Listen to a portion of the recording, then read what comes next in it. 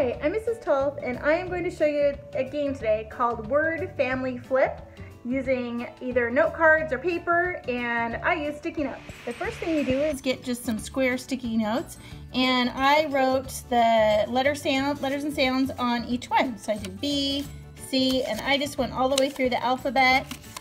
I tried to write them in the same spot on each of them. As you notice, when I got to the back, I started to make some blends. I made some digraphs. You can make as many as you want. Then I made some word family endings. So here's the ones that I made.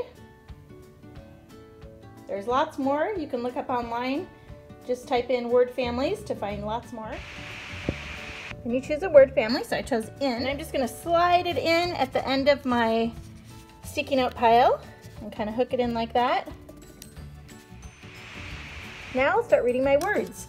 Bin, kin, din, fin.